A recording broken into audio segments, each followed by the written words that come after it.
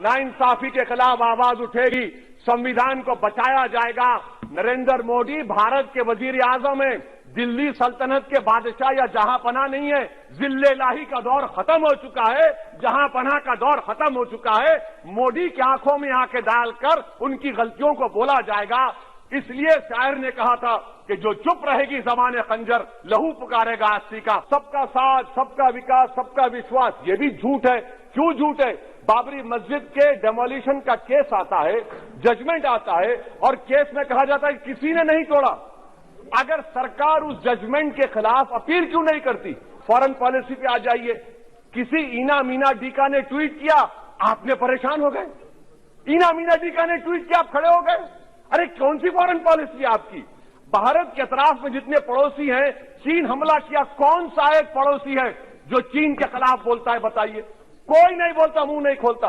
श्रीलंका में बात का आगाज उस मुल्क का नाम लेकर करना चाहता हूं जिसका नाम लेने से हमारे मुल्क के वजीर आजम डरते हैं और कांपते हैं। उस मुल्क का नाम चाइना है। और इस चीन ने 45 साल के बाद भारत और चीन की सरहद पर हमारे 20 सिपाहियों को मार दिया और उनकी मौत, उनकी शहादत रायगा जाने दे रही हुकूमत। जिस मुकाम पर इनको मारा गया था, उस मुकाम पर आज भारत की फौज PP4, PP8 तक हम पेट्रोलिंग नहीं कर सकते। आज अरुणाचल प्रदेश में चीन, भारत के LAC में चीन ने गांव को बसा दिया। ये सरकार चीन से लफ्जी तौर पर इस बात का एहतजाज करने की ताकत नहीं रख सकती कि आपने भारत के LAC के अंदर एक गांव को बना दिया। नकुला सिकम में चीन घुस रहा है। आखिर क्या डर है उस हुकूमत को और खास तौर से वजीर आजम को कि वो चीन का नाम लेने से डरते हैं? भाई, मुल्क की सालिमियत का मसला है। मुल्क की जमीन पर चीन कब्जा करते जा रहा है और भारत के वजीर आजम चीन का नाम नहीं लेते। मैं उम्मीद करता हूं कि जब वजीर आजम अपना रिप्लाई देंगे तो वो हिम्मत दिखाएंगे और चीन का नाम लेकर कहेंगे कि चीन यहां पर इन जगहों पर घुसा हुआ है।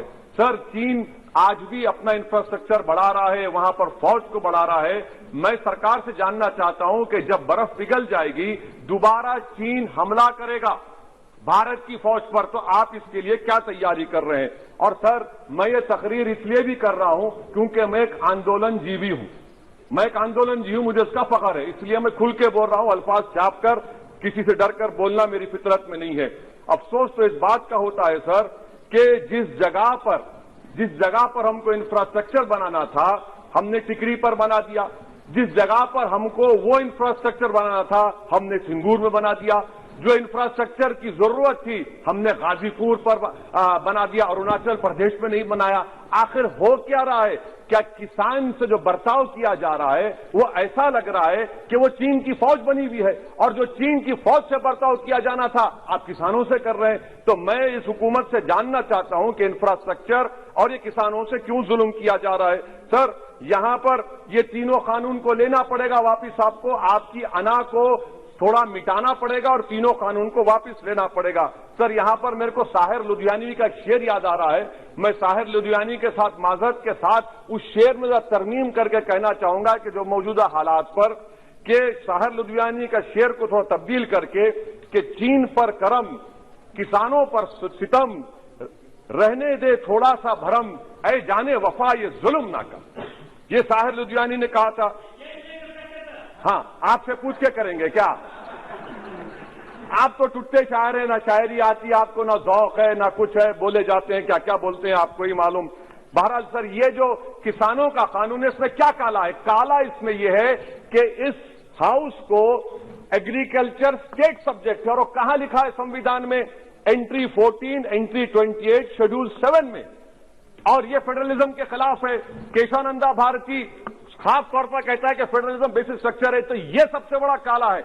और सर, ये पूरा किसानों के इरिटेशन से क्या बात मालूम हुई कि सरकार को इस लोकसभा की अजमत, इसकी खूबसूरती की कोई इनके पास हैसियत नहीं है। सरकार इस ऐवान से डरती नहीं है। सरकार किससे डरती है? जब लोग रोड पर निकल कर आते हैं तो मोदी जी की नींद हराम हो जाती है। तो वही आप पैगाम दे रहे हैं कि लोग रोड पर निकले तो सरकार कहती है कि हम 1.5 साल तक कानून को मुलतवी कर देंगे। अरे आप कैसा बोलते? क्या इस ऐवान की तौहीन नहीं है कि आप यहां पर कानून अपनी ताकत की बुनियाद पर बनाते हैं और इस اس لوک سبھا کی عظمت کو نصف نابود کر دیتے ہیں. تو یہ بات آپ نے پیغام دی کہ جب لوگ روڈ پر نکل کر آتے آپ ڈرتے ہیں. آپ بناؤ CAA کے رولز, انشاءاللہ ہم دوبارہ روڈ پہ نکلیں گے, پورے بھارت میں اس کے خلاف احتجاج ہوگا. سر, تیسری بات, سب کا ساتھ, سب کا وکاس, سب کا وشواس, یہ بھی جھوٹ ہے. کیوں جھوٹ ہے؟ بابری مسجد کے ڈیمولیشن کا کیس آتا ہے, ججمنٹ آتا ہے, اور کیس میں کہا جاتا ہے کہ کسی نے نہیں توڑا. اگر سرکار اس ججمنٹ کے خلاف اپیل کیوں نہیں کرتی؟ اپیل کیوں نہیں کرتی؟ ایک کرمنل ایکٹ سپریم کورٹ نے کہا ڈیمولیشن آف بابری مسجد کو. آپ حکومت میں ہیں, آپ اپیل اس لیے نہیں کر رہے کیونکہ آپ اپنے لوگوں کو پیغام دینا چاہتے ہیں. کیا پیغام دینا چاہتے ہیں؟ کہ بیٹا کاشی متھرا میں بھی توڑ دو, ہم تمہارے ساتھ ہیں. اپیل نہیں کرنا چاہتے بابری مسجد ڈیمولیشن کیس کو. کیا آپ انصاف پسند نہیں ہے؟ کیا آپ مظلوم کے ساتھ نہیں کھڑے رہنا چاہتے؟ کیا آپ ظالموں کو جیل میں نہیں بھجانا چاہتے جنہوں نے 6 دسمبر کو بابری مسجد کو شہید کیا؟ آپ کی خاموشی اس بات کا اقرار ہے کہ آپ تشدد پسند ہیں. آپ جبر کے نام پر, آپ کے پاس قانون کی بالادستی کا کوئی رول نہیں ہے. سر, چوتھا پوائنٹ, آندولن جیوی, پیراسائٹ. سر, جمہوریت کی بقا کے لیے, سمویدھان کی بقا کے لیے آندولن کرنا ضروری ہے. اور وزیر اعظم یا کوئی برسر اقتدار جماعت کے لوگ اگر آندولن جیوی پیراسائٹ کا لفظ استعمال کریں گے تو میں یاد دلانا چاہتا ہوں سر آپ کے ذریعے سے اس حکومت کو کہ ہٹلر نے جرمنی میں یہودیوں کے خلاف ان کو کاکروچز کا, ٹرمائٹس کا, اس کے بعد 20 ملین, آپ دیکھتے ہیں کہ 2 ملین سے زیادہ یہودیوں کو گیس کے چیمبر میں ڈالا گیا. اس طرح کے الفاظ استعمال کرنے سے کیا آپ بھارت میں وہی جرمنی کی تاریخ کو دہرانا چاہتے ہیں؟ اور سر آپ سن لیجئے. جی سر, تھوڑا بہت کیا سر بولتے سمے میں. ہاں سر, جی سر, آپ آگے نا سر, آپ پروٹیکشن ہے مجھے, اب تو کوئی فکر کی بات نہیں, اور کھل کے بول سکتے سر. آپ آگے سر, اسپیکر آ گئے سر, اب تو کیا ہے سر, آپ ہمارے لیے ہیں.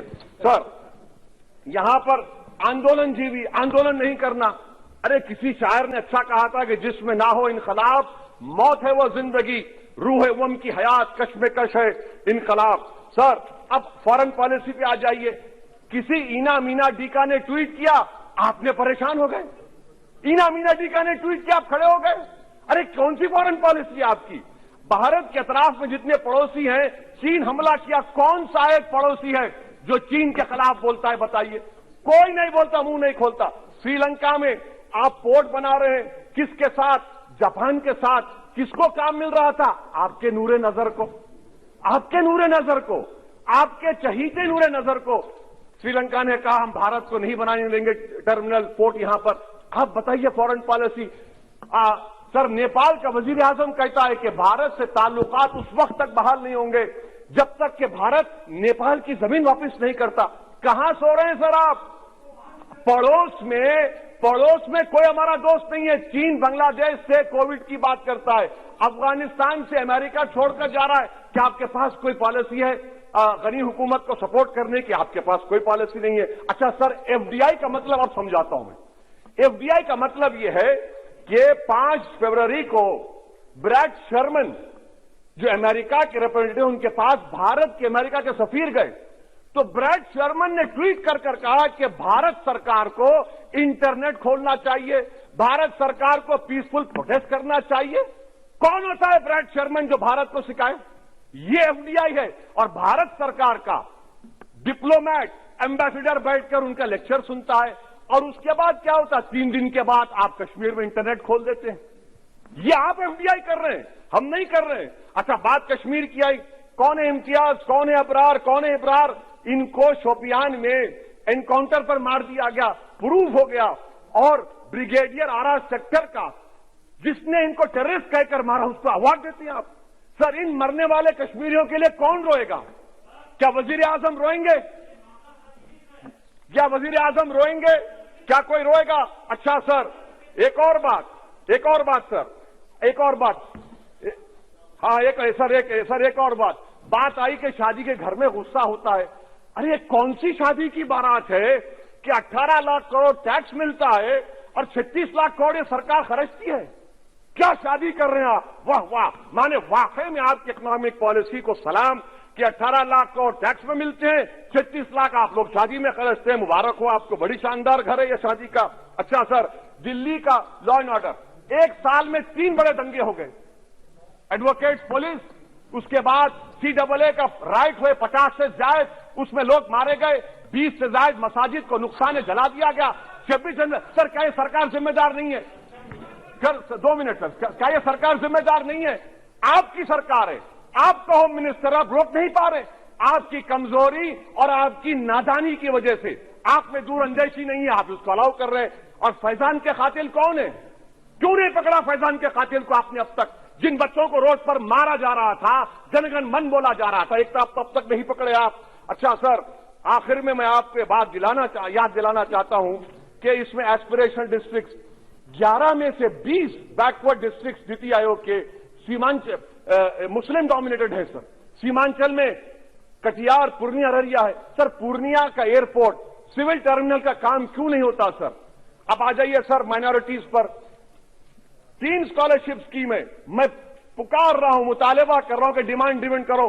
सरकार ने 2020-21 में 3 स्कॉलरशिप के लिए 2265 करोड़ का ऐलान किया। कितने पैसे आपने दिए? सबका साथ, सबका विकास, सबका विश्वास, 436 करोड़ रुपए। किसको झूठ बना रहे हैं आप? पढ़िए आप लोग। अच्छा सर, उसके बाद आप देखिए कि कितने लोगों को कितने माइनॉरिटी स्कॉलरशिप नहीं मिली।